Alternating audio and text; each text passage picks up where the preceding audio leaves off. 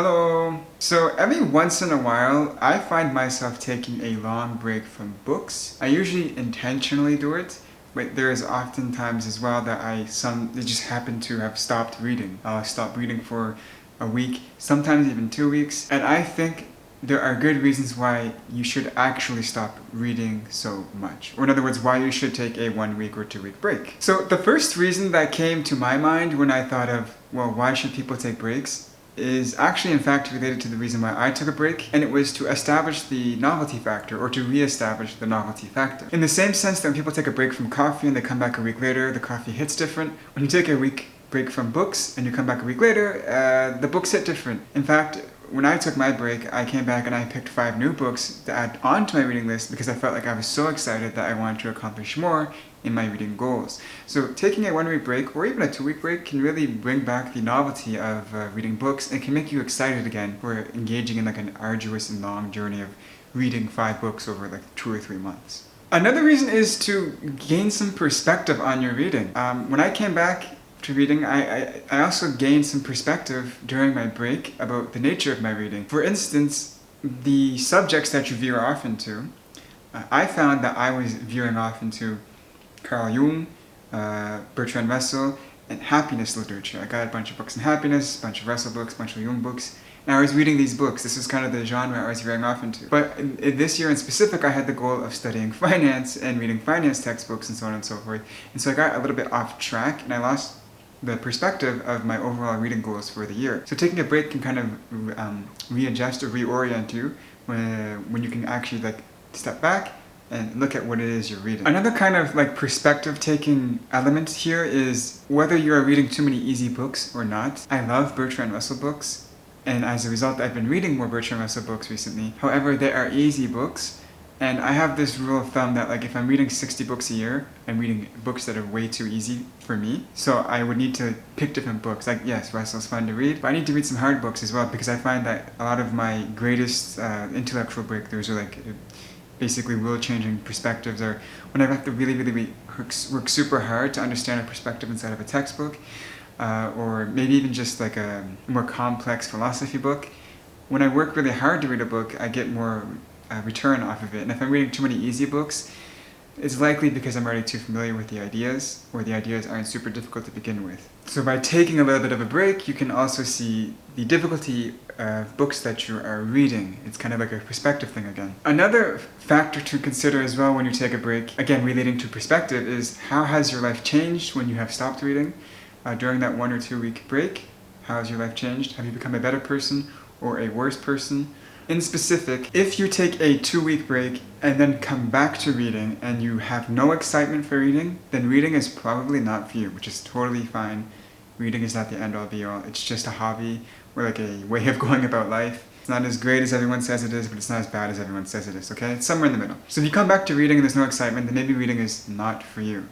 Me personally, when I take a 2 week break, I find when I do come back, there's tons of excitement. A big element of, or a big source of joy for me in life is one, book shopping. I love to go to bookstores. And getting new books is really fun for me, which is why I say I'm a collector as well as a reader. But also discovering new ideas. I recently came across the Jeff Bezos risk model, so like from his Amazon letters where he says there's a type 1 and type 2 risk. The type 1 risk is a risk you can't step back from. Basically you're committed. Type 2 risk is you're saying this isn't working out, I can leave, I can walk away. Discovering this kind of idea was really fun and exciting for me, and I applied it to even things like my investment portfolio. It was, a super cool idea, I really liked it, and it was super exciting for me, right? The ideas that I discover from books are a source of excitement for me. If you find that you take a break from books for 2 weeks and that excitement isn't there, then maybe reading, when you come back, maybe reading isn't for you. Right? And that's fine. And for me personally, when I find like I take breaks, I do feel like I become a worse person. In a sense of like my mental health might be worse, but also my intellectual like side, my mental side of, or I guess you could say my realm of ideas. These 2 elements of my personhood are worse. Because I view myself as like first and foremost a writer and a reader, taking a break from those things really makes me lose a sense of direction in life. Books will always be like my guiding element in life. I always want to do something related to books. Like even if I open up a business, it's probably going to be book related, right? So for me, books are always going to be like a key element in my meaning in life. And so if I'm gone from books, for me personally, it's a detriment. On top of that, I do find that my ideas are more repetitive when I discuss things with people. So, for instance, if I discuss, let's say, I don't know, finance. If I discuss finance with people, I'll find that I'm repeating old ideas that maybe I read 4 or 5 months ago if I am not reading. Whereas if I am constantly reading, then I'm actually sharing the ideas I read from those books recently. If I read a finance book recently, I'll be more likely to share the recent ideas, and as a result, my ideas are changing over time about the nature of the world, which I find is a good thing, and I'm missing that when I am not reading. So overall, I think I am a worse person when I am not reading, and stepping away from a reading just for 1 week will give me the perspective and remind me that in my life, being a better person means to read more. Now, another thing I like about taking a week break from books is to reflect on like the self-development that books have done for me. On the one hand, just simply looking back and saying, wow, over like 15 years, I've read hundreds of books, and I have them on my shelf, and I can look at them and be like that one. I remember like there's a specific book, The Evolution of Desire by David M. Buss. I can look at that book, and I actually remember like reading it in one of the hallways at my university. There's a specific interaction I had with my professors, and I was reading that book. I just remember these things. There's a lot of reflection that goes on when I can just sit back and like think about my reading journey. But more importantly, I can also think about the changes I've made in my life as a result of reading. A good example might be my finances. I can look at different books I've read on finance and go, oh, well, yeah, I've changed this about my portfolio here, here, and here. For instance, some finance books you read will say keep 15% to 20% if you're young of your money and savings. But if you're in a different country and there's hyperinflation, then maybe you'll think, okay, well, I need to read a book on hyperinflation. Go read that book, and then you change your position to maybe 5% or 10% of your money in savings, and maybe put some of it in gold, and etc., etc., etc. You can make changes to your financial portfolio, and you can see those changes being made as a result of the books that you're reading, which is a really cool thing. The same thing holds true for your outlooks on life. A lot of my meaning in life has always changed as a result of reading people like Emerson, Nietzsche, Michel de Montaigne, Thoreau. Reading these people has changed my outlook on life, especially Nietzsche's conception of morality. That alone changes my outlook on morality. Reading these books and then looking at them on the shelf and then kind of mapping the changes in your mind in relation to the books on the shelf is something that's really cool, but you have to set time aside to actually do that, right?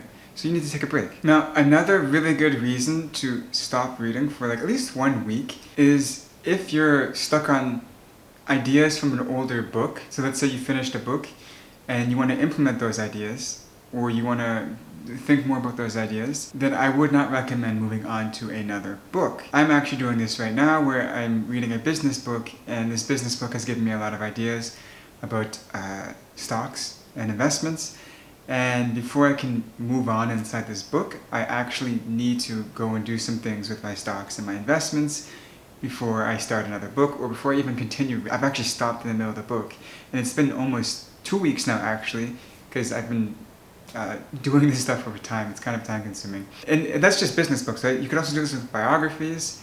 When I was younger in Canada, I read the Steve Jobs biography, and I remember just like going for walks. Like I stopped reading and I went for a walk, and I thought about what I read in the biography, and I kind of looked at Steve Jobs' life, and I was like, what choices did he make? What got him into bad outcomes? What got him into good outcomes? What are things that he did that I can learn from and not make those same mistakes? What are things that he did that actually helped him become a better person? And how can I apply that to my own life? You know, like just thinking about what you read inside that biography before moving on to another chapter, yet alone another book.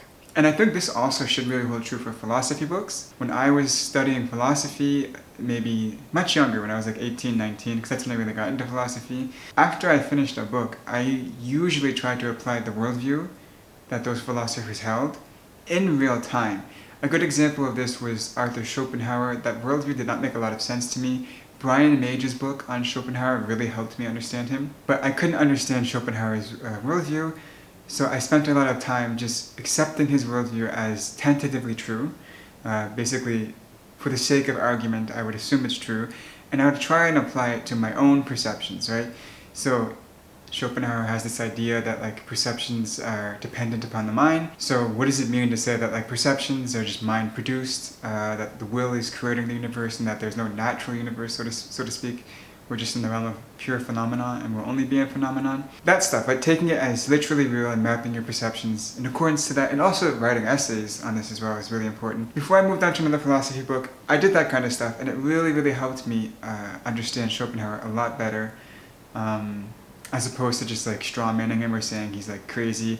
Bertrand Russell says like he's schizo-posting all the time. He says Schopenhauer is like a lunatic. I don't think that's a fair representation, but you get my point. Taking a break to reflect on what you read before going on to another book can be super useful, super helpful, and really help you digest what you actually just read. I would say the final reason for taking a break, at least for me, is just in general, if you have things to do, like go and do those things. The books aren't really going to go anywhere. Of course, you have less time to read. That's unfortunate. We all want more time to read. But like I'm currently reading a book called The Four. It's about Google, Amazon, Facebook, Apple, and I haven't touched the book in maybe 3 days, because I've had stuff to do. Sometimes this happens, right? And I don't think you should feel bad about that. You have to take care of yourself before you can go and read, obviously. So if you have things to do, that's also another good reason to stop reading. Don't force yourself to read. If you have things to do, it's just going to cut your already short time even shorter, and you're going to stress yourself out. So those are some of the reasons why I take breaks from reading. I've heard that other people take breaks from reading for much different reasons. I tend not to have the issue about like being in a reading rut. Some people say if you're in a reading like rut, you should take a break. But I really do like books. Like I really enjoy it, and I've never really had to like force myself to read. It's always been like in the same way that you could probably play a video game without having to force yourself to play the video game. I feel like that's the same thing holds true for me. Like video games and books are equal, they're on equal footing for me, I would say, if that makes it analogous in your mind.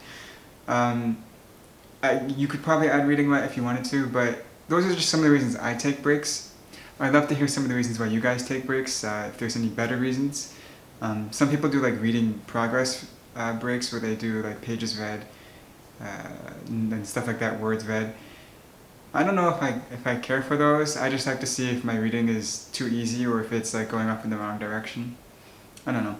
That being said, enjoy your holidays. I'm definitely going to put like 20 plus books under my tree, because why not? It's the one time of year where you get an excuse to go spend tons of money on books without feeling guilty. I'm going to do that. I hope you do that too. And with that being said, bye bye.